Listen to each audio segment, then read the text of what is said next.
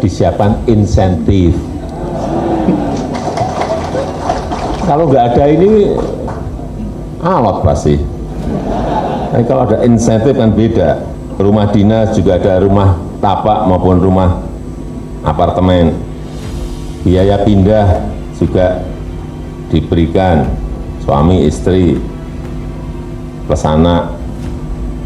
Ada tunjangan kemahalan. Ini peluang yang bagus untuk membangun karir baru di IKN. Dan tadi Bapak Presiden sudah menyampaikan dan Korpri mendukung penuh karena disiapkan sistem insentif. Nah memang kita cari ASN-ASN tangguh untuk menjadi pionir di ibu kota negara kita yang baru. Maka Juli sebagian menteri ada yang pindah, termasuk Pak Basuki. Dan untuk ASN karena Agustus nanti akan ada upacara di IKN, dan untuk pelaksanaan upacara itu support sistemnya sangat besar. Ada ribuan orang juga akan tentu bukan hanya datang tapi bermalam dan seterusnya. Maka kami mendapatkan arahan dari bahwa pemindahan bertahap, tetapi ASN akan mulai pindah setelah Agustus. Keputusan Indonesia untuk memindahkan ibu kota dari Jakarta ke ibu kota Nusantara menjadi sorotan media dunia. Berbagai kesulitan di balik pemindahan besar-besaran itu menjadi sorotan. Bahwa langkah pemindahan itu tidak akan mudah seperti yang diperkirakan. Bahwa kesulitan pertama akan didapatkan dari 1,9 juta ASN yang akan pindah ke lingkungan baru. Masyarakat perlu tertarik untuk datang ke tempat baru. Pertama-tama mereka perlu melihat infrastruktur yang kuat seperti sekolah, rumah sakit, dan fasilitas perumahan. Atau mereka tidak akan tertarik untuk pindah ke sana. Persiapannya lebih ke pasrah aja kali ya. Sementara sih masih nungguin kabar nih kan, karena masih banyak pembangunan ya Mas. Ini tuh katanya kan masih bertahap nih, masih baru berapa orang yang akan pindah, terus nanti ada berapa orang lagi yang pindah. Nah sementara sih belum masuk ke kloter pertama, cuman kan kita nggak tahu nih masuk ke kloter berapa. Cuman semoga pas udah masuk ke kloternya udah siap gitu semua. Persiapan pindah ke IKN, kalau dari sisi siap nggak siap ya kita harus siap ya Mas ya, karena kalau sebagai ASN secara prinsip setiap ASN itu memang harus siap untuk ditugaskan di mana saja sebenarnya prinsipnya itu. Persiapannya, persiapin mental aja, siapin diri. Ya udah pasti kalau ASN itu harus siap ditempatkan di mana saja. Sebenarnya sih sampai sekarang belum ada persiapan apapun sama sekali ya. Jadi kayak nunggu aja info dari kementeriannya pindahnya kapan. Tapi sih sebenarnya dibilang ready karena saya sebenarnya dari dulu memang kerjanya pindah-pindah orang tua. Jadi bukan hal yang baru lagi untuk pindah ke satu tempat tahun. Masalah kedua kemudian muncul dari segi pendanaan. Pembangunan Nusantara diperkirakan menelan biaya sekitar 35 miliar US dollar. Namun pemerintah hanya berkomitmen untuk menginvestasikan 20% dari dana yang dibutuhkan. Pemerintah Jokowi berharap sisa 80% pendanaan akan berasal dari investor asing. Namun ada keraguan untuk menyalurkan dana ke proyek tersebut. Dan hal ini semakin menggagalkan kemajuan pembangunan IKN. Tidak akan mudah bagi pemerintah untuk mendapatkan 80% investasi asing, kecuali pemerintah dapat memberikan bukti kelayakan Nusantara dan jaminan bahwa proyek tersebut akan terus berlanjut, bahkan jika pemerintah baru mulai menjabat tahun depan. IKN tetap berjalan, tapi APBN tidak lagi mendanainya seperti itu. Makanya kan sekarang ini gencar sekali pemerintah Indonesia mencari-cari investor. Pemerintah memang kesulitan untuk mencari investor IKN ya. Betul. Dan ini menjadi beban. Ini menjadi beban buat pemerintahan Prabowo ya IKN ini. Sebenarnya aku juga dapetin informasi bahwa Prabowo sebenarnya nggak serak dengan IKN. Tapi untuk merebut hati Jokowi, maka dia menjanjikan untuk melanjutkan program IKN. Ya. Dan ada informasi juga bahwa Prabowo pun sebenarnya nggak mau dilantik di IKN. Panas. Ya itulah, nanti kita lihat Prabowo akan dilantik di mana ya kan. Berarti cuma Menteri PUPR yang tinggal di IKN nanti? PUPR, ya mungkin Jokowi sama Gibran gitu ya. Gibran mungkin perlu dibikinin istana sendiri ya kan, istananya di IKN. Gitu. Ya, nanti kita lihat, perkembangannya masih panjang inilah pastilah. Dan posisi Jokowi juga menjadi pembahasan lagi ya sama orang-orang di 02 ya. Kemana Jokowi setelah ini kan? Ya. Ada disebut sebagai kingmaker. Anggaran infrastruktur negara itu telah menurun sejak tahun 2017 ketika mencapai puncaknya sebesar 2,8% PDB, namun turun menjadi 1,9% PDB tahun lalu. Sementara itu, Presiden Jokowi menyebut sampai saat ini belum ada realisasi investasi asing di ibu kota negara. Namun ramainya investor dalam negeri diharapkan bisa mendorong penanaman modal dari luar negeri di IKN. Sampai saat ini belum ada, tapi ia yakin bahwa setelah investor dalam negeri bergerak, semakin banyak setiap bulannya investor luar akan segera masuk. Sektor prioritas yang bakal diberikan kepada investor asing mulai dari pendidikan, kesehatan, juga teknologi. Jokowi juga menyebutkan pertumbuhan ekonomi Indonesia cukup baik. Diperkirakan di atas 5% juga inflasi yang terjaga di angka 2% sampai 3%. Paling penting menjaga stabilitas politiknya baik-baik. Itu terus-menerus disampaikan. Sekarang dolar udah 16.000. Naik 1.000 perak kurs itu. Subsidi BBM kita naiknya berapa triliun? Ya, belum harga komoditas lagi turun kan? Capital flight to safety ya. Ya, capital flight to safety ini. Ini jangan salah, dulu Pak Harto jatuh karena capital lari ke to safety. Outflow, ya kan? Jadi ini banyak sekali badai ini di depan ini, badai yang di luar kontrol, badai yang nggak bisa diselesaikan dengan di Petrus atau dipukulin oleh pasukan anti huru hara. IKN ini termasuk badai apa ujian green? Wah iya, ini juga harus akan menjadi bibit sengketa antara Prabowo dan Jokowi kan. Kalau misalnya harus memilih, udah jelas kan kita dengar kemarin wawancaranya siapa kakak iparnya Prabowo, bekas gubernur Bank Sentral, Pak Derajat. Kan ditanya langsung. Kalau pilihannya antara kasih makan gratis sama IKN, udah langsung bilang ya makan gratis. Itu nggak pakai ragu-ragu juga? Nggak, langsung makan gratis. IKN ini kan bisa ditunda kapan aja.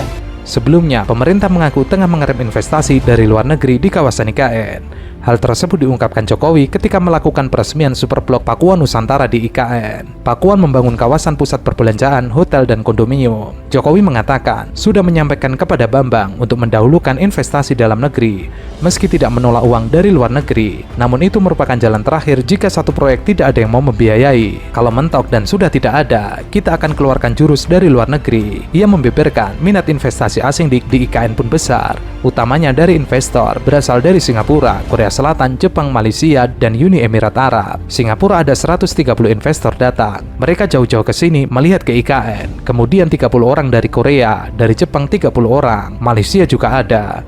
Hanya saja, Jokowi mengaku sedang mengerem investasi dari luar negeri. Tujuannya supaya bisa memberikan kesempatan terlebih dahulu dari dalam negeri untuk mengisi kawasan IKN dengan berbagai fasilitas infrastruktur. 56% populasi Indonesia itu ada di Pulau Jawa. 56%, padahal kita memiliki 17.000 pulau. Satu pulau dibebani 56% populasi.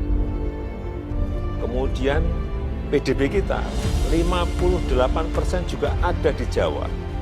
Terus pemerataannya gimana? Pulau lain diberi kue apa? Inilah yang kita inginkan, yaitu pemerataan. Yang pertama, ini sudah ada undang-undangnya dan disetujui oleh 93% dari fraksi yang ada di DPR. Kadang-kadang kok masih ditanya penting atau tidak penting, sudah disetujui 93% loh ya. Di saat pemerintah siap-siap pindah ke ibu kota negara Nusantara di Kalimantan Timur, DPR justru terkesan ogah-ogahan pindah. Para wakil rakyat meminta tetap berkantor di Jakarta. Kalaupun harus pindah, minta paling akhir setelah semua fasilitas di IKN lengkap. Hal tersebut terlihat saat rapat kerja antara Badan Legislasi DPR dan pemerintah membahas daftar inventarisasi masalah rancangan undang-undang daerah khusus Jakarta di Senayan. Dalam rapat itu, Wakil Ketua Balik DPR Ahmad Baitowi mengusulkan Jakarta bisa menjadi kota legislatif, dan demikian seluruh aktivitas parlemen akan tetap dilakukan dari Senayan. Artinya aktivitas parlemen bisa di IKN, tapi pusat kegiatannya di DKJ. Ia menjelaskan, Usulan itu sudah disepakati oleh DPD sebagai bagian dari bentuk konkret kekhususan Jakarta, khususnya setelah tidak lagi menyandang gelar daerah khusus ibu kota atau DKI karena RUU DKJ disahkan menjadi undang-undang. Berkaca dari roda pemerintahan negara lain, karena banyak yang akhirnya menetapkan ibu kotanya tidak hanya satu. Seperti Afrika Selatan, Afsal memiliki 3 ibu kota, yakni cabang pemerintahan eksekutif berada di Pretoria, yudikatif berada di Bloemfontein, dan legislatif berada di Cape Town. 56% populasi Indonesia itu ada di Pulau Jawa. 56%, padahal kita memiliki 17.000 pulau. Satu pulau dibebani 56% populasi. Kemudian PDB kita 58% juga ada di Jawa. Terus pemerataannya gimana? Pulau lain diberi kue apa? Inilah yang kita inginkan, yaitu pemerataan. Yang pertama, ini sudah ada undang-undangnya dan disetujui oleh 93% dari fraksi yang ada di DPR. Kadang-kadang kok masih ditanya penting atau tidak penting, sudah disetujui 93% loh ya. Dan kita ingin sekali lagi pemerataan dan Indonesia sentris, sehingga PDB ekonomi nanti bisa lebih merata, infrastruktur juga bisa lebih merata, dan agar Indonesia ini maju tidak dirasakan oleh Pulau Jawa saja, tetapi oleh semua provinsi, semua kabupaten dan kota yang ada di luar Jawa. Dan yang paling penting pembiayaannya dari APBD, 80% dari PPP, KPBU, dari investasi, dari investor. Dan 20% ini pun kita kan tidak mau bangun tahun ini kemudian rampung. Ini 15-20 tahun. Ini sebuah pekerjaan besar dalam jangka panjang yang akan konsentrasi di financial center. Kemudian juga untuk smart city-nya Korea ingin masuk.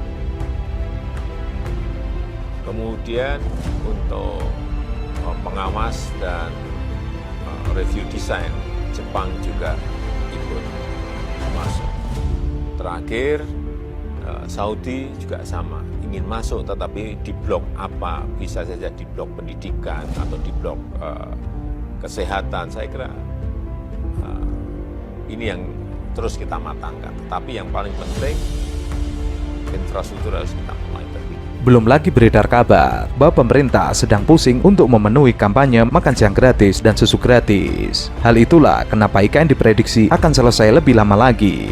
Karena jika pemerintah mengurangi subsidi listrik, BBM, dan sebagainya, akan berisiko bagi pemerintahan Prabowo, karena pasti akan mendapat reaksi dari masyarakat. Hal yang paling mungkin dilakukan oleh Prabowo, yaitu mengurangi anggaran program unggulan Jokowi, diantaranya pembangunan ibu kota negara. Apalagi IKN masih menimbulkan kontroversi. Kira-kira gimana cara pemerintah untuk ngakalin keterbatasan ini?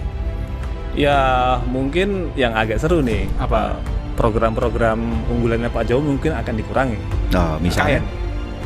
Oh, IKN. Gimana IKN? Gimana ceritanya? Tetap dilanjutkan tapi mungkin dikurangi. Gasnya yang dikurangi. Gitu. Jadi akan terhambat nih ya. Terhambat, IKN juga akan tertunda pembangunannya. Tidak sekencang zaman Pak Jokowi. Tidak sekencang itu. Berarti para PNS itu kan, birokrat kita ini bisa bernapas lega ya kan. Tetap akan pindah. Oh, tetap akan pindah. Minimal di 2024 ini. 2024. Tapi kan ini kan juga belum pasti tuntas kan ya untuk perpindahan itu ya. Betul. Ya setidaknya dengan kalau dari situ dikurangin ya kalian yang menjadi PNS bisa bernapas lega lah ya. Soalnya banyak PNS yang level umbi-umbian gitu kan. Itu mereka khawatir dipindahin ke IKN gitu kan. Gue gimana di sana kerja segala macam. Banyakan cerita juga. Udah biarin aja para bos-bos. Tapi bos-bos juga nggak mungkin mau di sana, mereka bilang begitu. Kalau ngobrol-ngobrol sama PNS gitu, umbi-umbian. Ya jangan kan gitu Sen. Yang gue denger nih, bahkan presiden terpilih kita juga anggot-anggotan untuk pindah ke IKN gitu kan. Ini kan nanti kita lihat ya, 17 Agustus akan menjadi upacara terakhir dari Jokowi, ya kan. Nah, nanti begitu pelantikan Oktober 2024. sejauh ini memang Presiden terpilih masih anggot-anggotan untuk dilantik di sana gitu, dan penolakannya juga makin banyak. Oke, tapi kita balik lagi ke soal IKN dulu. Kok IKN lagi? Gue ada cerita tambahan. Apa jadi gue dapat cerita dari beberapa politikus di koalisinya Prabowo ya, bahwa Prabowo tuh sudah bilang ke Gibran supaya dia berkantor saja di IKN gitu. Wah, bentar, dia saja tuh siapa? Gibran sendirian? Gibran. Jadi Gibran berkantor di IKN, Prabowo di Jakarta. Pembagian. Wow, ya oke. Istana Wakil Presiden jadinya. Terus buat apa ada IKN ya kalau gitu ya? Kalau pemerintahan tetap dijalankan dari Jakarta. Tapi itu nanti mungkin akan kita lihat ya, waktunya nanti kemudian akan menunjukkan apakah Prabowo akan memerintah dari Jakarta yang sudah bukan lagi ibu kota negara atau di IKN. Disebut pula Prabowo dikabarkan enggan pindah ke IKN. Kabar tersebut diperoleh oleh Tempo dari para elit Gerindra bahwa Prabowo menyuruh Gibran ngantor di IKN, sementara Prabowo tetap ngantor di Jakarta. Hal itu bisa dimaknai bahwa Prabowo aslinya tidak sreg dengan program IKN. Bahkan dalam obrolan podcast Tempo disinyalir bahwa Prabowo mendukung IKN saat kampanye semata-mata untuk mengambil hati Jokowi. Karena itu muncul jok, berarti istana negara di IKN bukan istana presiden, tapi istana wakil presiden. Pertanyaan berikutnya, apa ada kemungkinan Prabowo tidak akan meneruskan pembangunan IKN yang memang perlu dana luar biasa besar dan banyak ditentang oleh tokoh-tokoh masyarakat?